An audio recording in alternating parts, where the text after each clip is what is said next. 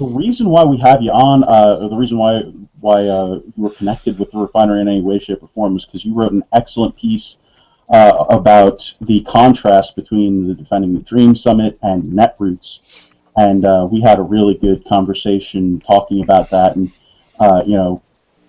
that is a big, a great discussion to have, because it shows that conservatives are not the uniform, everybody's wearing a sweater vest version that thing that the left tries to sell everybody, versus the left that tries to put everybody in their boxes and just be that amorphous blob of the left.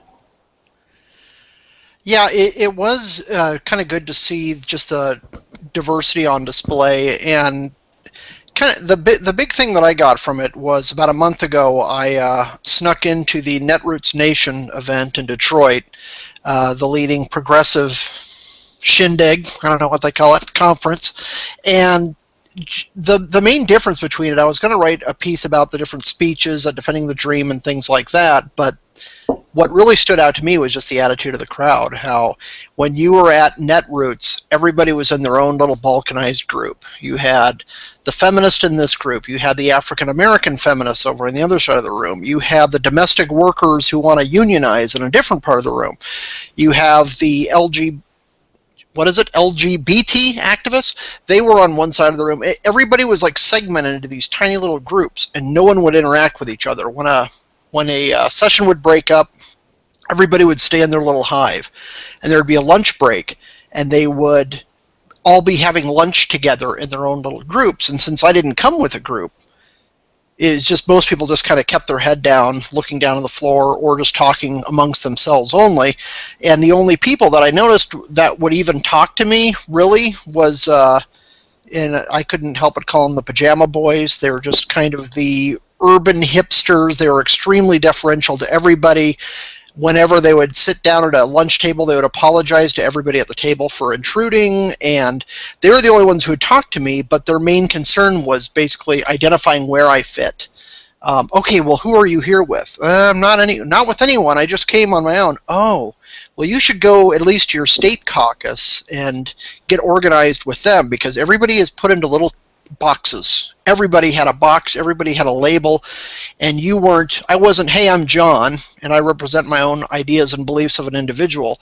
It was, okay, you are a little cog in some greater group. Are you with the unions? Are you gay? Are you, well, obviously I was a white male, which kind of makes me suspect anyway, but what is your deal? Are you a teacher? What group do you fit in? And when they couldn't identify a group I fit in, all they could say is, oh, because I mentioned I was from Arizona. Oh, you're from Arizona? Find the Arizona caucus, and they will put you in a little subgroup. It was like the Borg.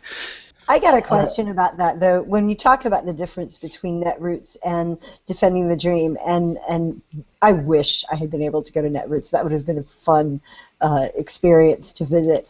But do you think that this is part of the kind of dynamic the left has been pushing so long, to be all about mobilizing all the time, organizing every moment, that there always has to be a destination and a purpose toward, advancing progressivism in the most organized, quote unquote, community organized way possible?